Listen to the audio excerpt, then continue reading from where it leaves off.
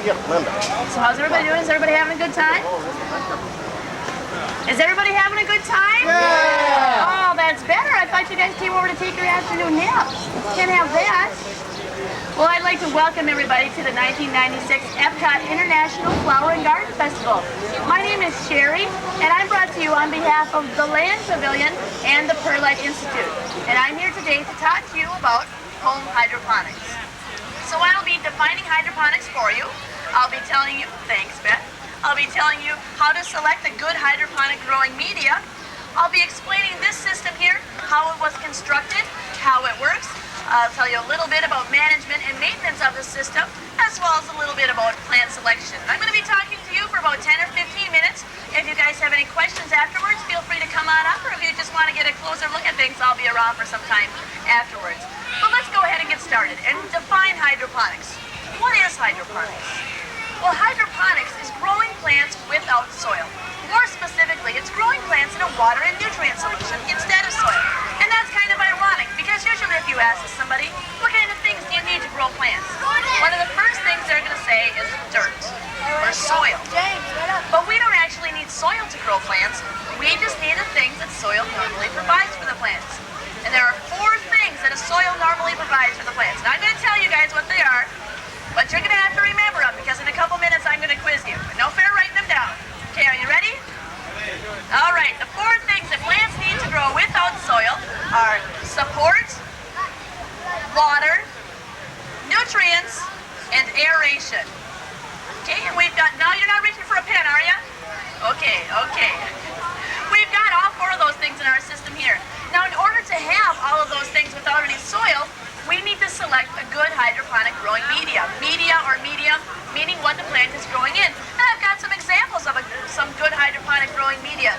And some of the things we look for in a good hydroponic growing media, we like them to be lightweight, to be porous, to have excellent water holding capacity, while still being able to readily release the water and nutrients to the plants. And we also like them to be sterile. And let me just tell you about a few hydroponic medias that I have here. Here I've got some porous aggregate, very common in a lot of home systems. You'd see a lot of porous aggregate in residential units. Around today, it's been around for years. Here I've got some Oasis cubes. Now this is just one type of Oasis. There are a few different types of Oasis, and an Oasis is very common in the floral industry. If you've ever gotten a fresh flower arrangement, you know the green foam that those cut flowers are stuck into? That's another type of Oasis. Here I have some vermiculite. Vermiculite is a mica-based rock that is heated and expanded. Very common potting soil additive. Oftentimes in hydroponics, we see vermiculite mixed with perlite.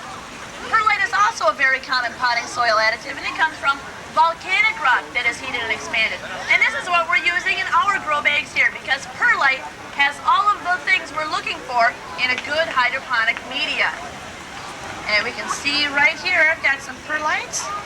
See, it's lightweight, it's very porous, it has excellent water holding capacity, while it readily releases the water and nutrients to the plants, and it also happens to be sterile. Now we start our plants here by seed in yet another hydroponic growing media called rock wool.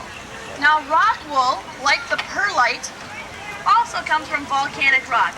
The difference between rock wool and perlite is the way in which they're processed. And here I have a rock wool cube. You can see rock wool is heated and spun, kind of like fiberglass insulation. Perlite is heated and popped. So we start our plants by seed in this 1-inch rock wool cube. You can see there's a small depression in the center here. Okay, that's where we put the seed. So we drop the seed into the 1-inch rock wool cube. We then cover the seed with the vermiculite, mica-based rock. This keeps the sunlight out, holds the moisture in, allows for good germination of our seed.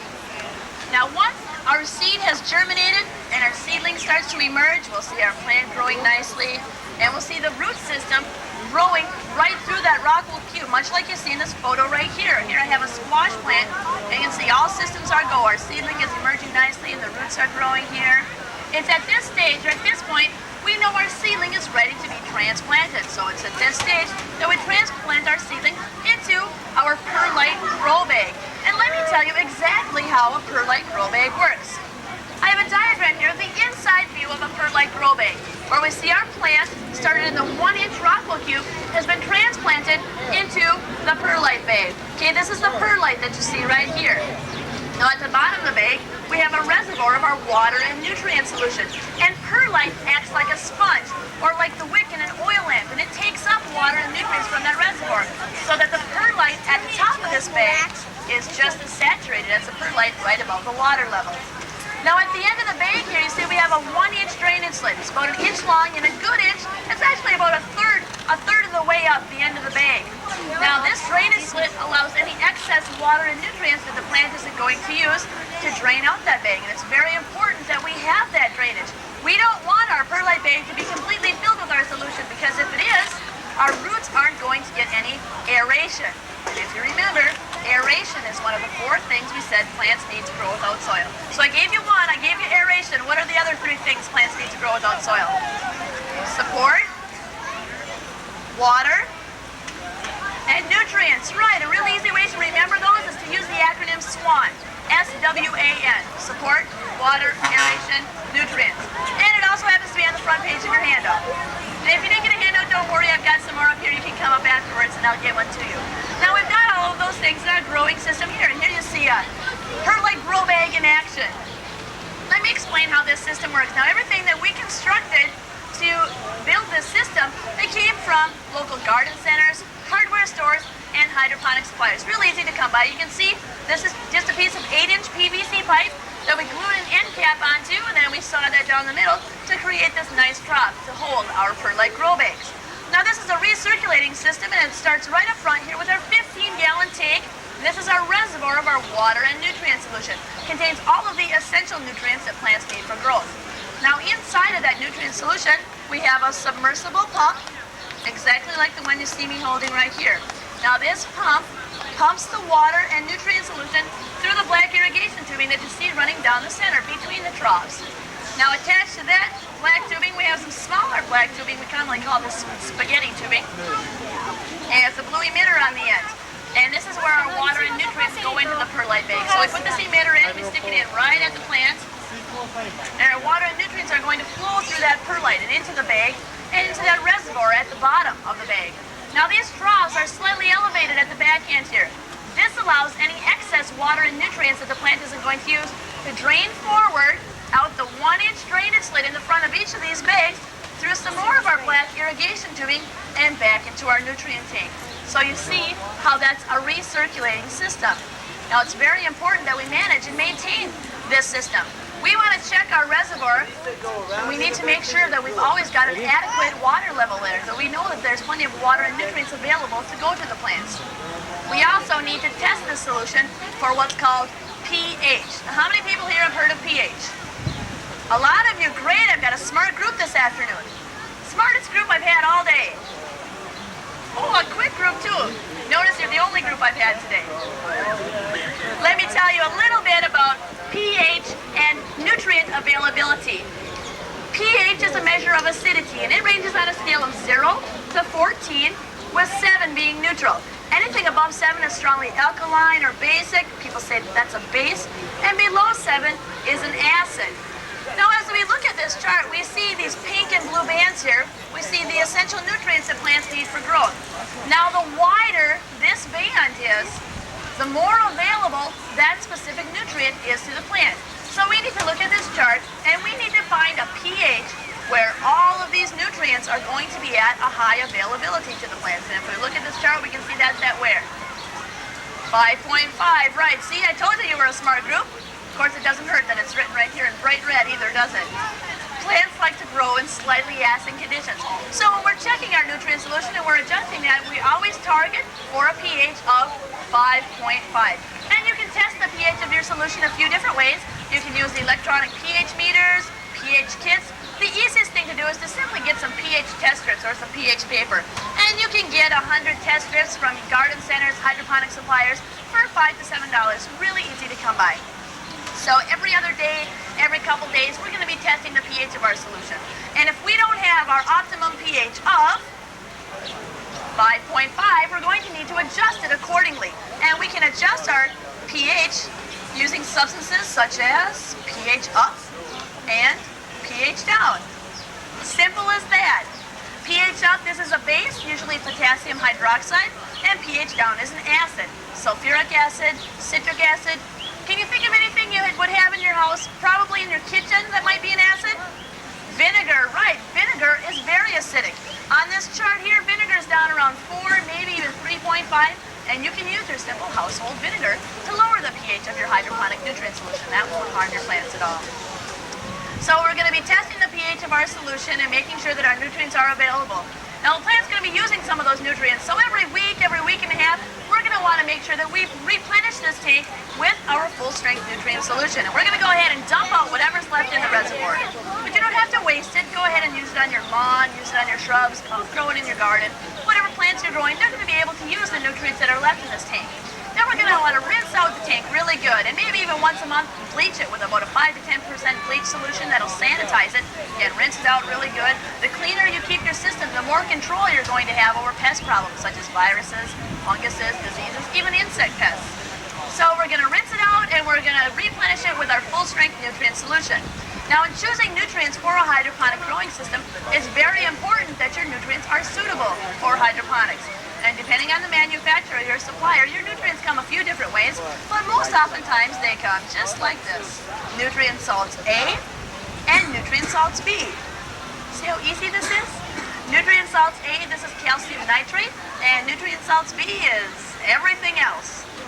Now I mentioned it's really important that you purchase nutrients suitable for hydroponics. These are real similar to your complete analysis fertilizers that you might buy, such as your Miracle Grow or your Peter's Professional. Well, those are great fertilizers, but they're formulated for soils, and they're not going to work in our hydroponic system because with hydroponics, we don't have any soil. The main reason why those complete analysis fertilizers won't work in our hydroponic system is because of the form of nitrogen. When farmers apply nitrogen to their fields, or when you apply nitrogen to plants being grown in soil, most of that nitrogen is in the form of ammonium. And that's great. Plants being grown in soil will be able to use nitrogen in that form. But if I have too much ammonium in my hydroponic system, more than 5 to 10% of my total amount of nitrogen, it's going to burn my plants. So I need to make sure that I read my labels. Make sure your nutrients are suitable for hydroponics. And if you don't know, ask. Read your labels, follow your instructions, and with a green thumb, your plants can grow as nice as mine. And to be honest with you guys, I don't have a very green thumb, so you can do much better than this. But I've got a wide variety of plants that grow in this system, and let me just talk to you a little bit about plant selection. When choosing plants to grow in this type of system, or any system for that matter, be selective. Choose plants that have the characteristics that you're looking for, the ones that are going to grow better, taste better, last longer. Choose the varieties that are going to be resistant to pests, such as funguses, viruses, diseases, insects. You also need to choose the plants that are going to grow well in your area. And you have some resources back home to let you know what kind of plants are going to grow well in your area. Your local, your county extension service is an excellent resource. And not only are your county agents wonderful people, they're free. They're there for you. That's their job, is to help you all with recommendations. So don't ever think twice about contacting your local extension service. But you can see the wide variety of plants that I've got growing in this system here. And let me tell you what I've got. I've got some Hungarian wax hot peppers. And in the second drop, I've got some extra curled dwarf parsley. And behind that, chives. I've got two varieties of lettuce here. The lettuce with the reddish leaf on either end is called Vulcan. And in the center, I have green salad bowl. And in the far drop, I have some Temptation strawberries. Ooh, doesn't that sound good? And depending on the types of plants that you're growing and where you're growing them, you may need to consider some additional factors such as heating, cooling, and supplemental light sources. Well, that's a great thing about hydroponics, is that you have so much control over your system. You can grow anywhere at any time.